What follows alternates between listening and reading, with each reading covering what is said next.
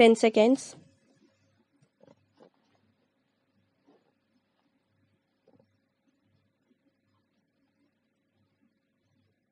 Sir, the President's address has been discussed in this august House for 3 full days. I understand that 37 speeches have already been delivered. The debate has touched upon various aspects of the problems affecting our country. I have followed it with close interest and care. The President's address gives a picture of the country as a whole.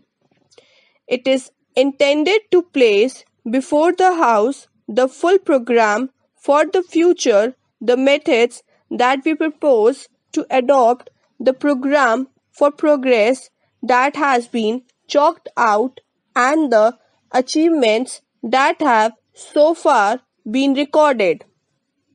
A picture like that has to be viewed from a correct angle.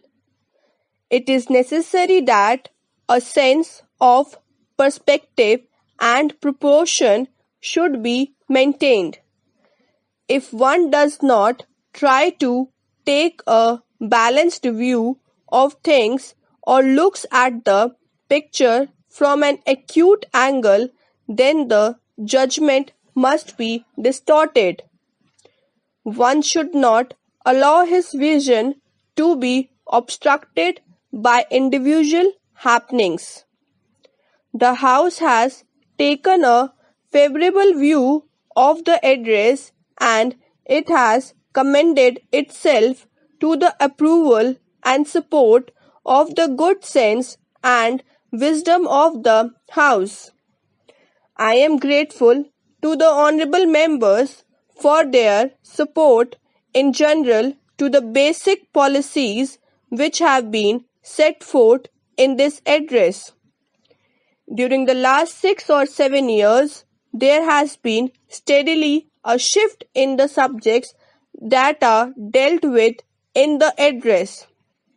The economic and the developmental issues have been coming more and more to the front.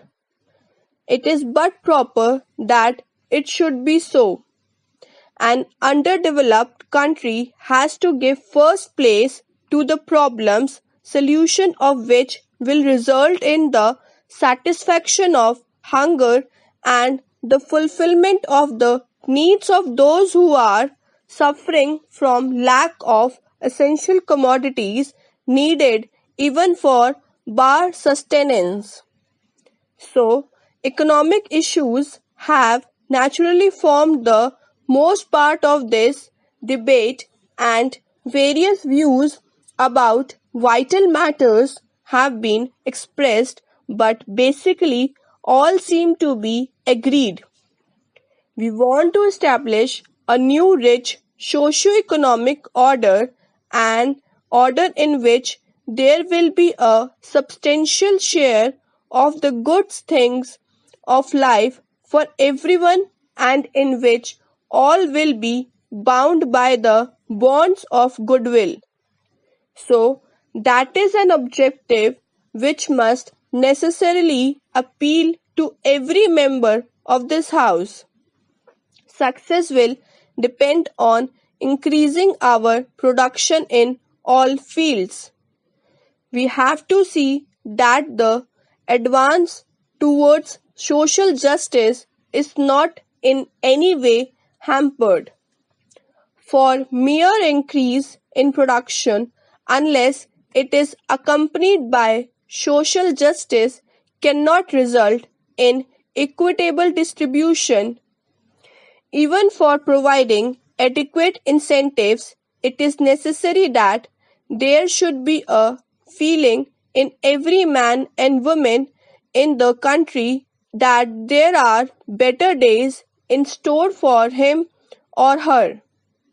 So, as we take these steps, we would have the active support of all who are in a position to work for the enrichment of the community. So, it calls not only for production but also for such measures we will ensure the welfare and goodwill of those who are in the backwaters today. Even for the proper use of production, it is necessary that there should be a measure of advance among the mass of the people, otherwise, the goods produced will not be consumed and there will be no purchasers for them, and so production will shrink.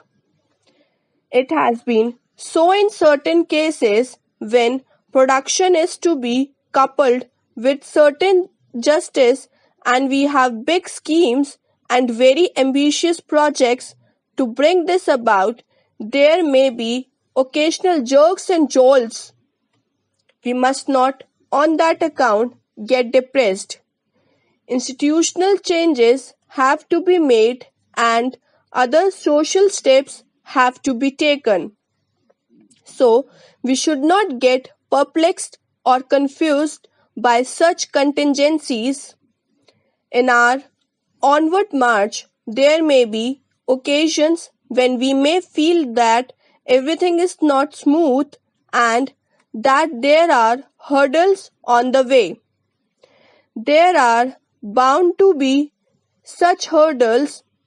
We have to go forward with faith, determination, and courage, and unless we make up our mind to follow resolutely the course that we have laid down, we shall not be able to achieve what we all desire. I hope there is no difference of opinion about the goal.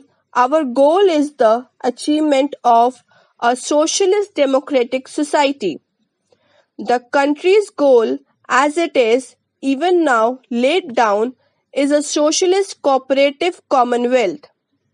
While working for economic advancement, we have to preserve the human values for which we have always stood. We have to see that the fundamentals of democracy are not impaired. Progress can perhaps be accelerated and we can perhaps march forward even more quickly if we resort to coercive methods, have little regard for those fundamental values which, after all, matter more than anything material, and if we forget the lessons that were learnt by us in the days of our adversity, so we have to take care that the steps that we take are on regulated and sound lines. Stop.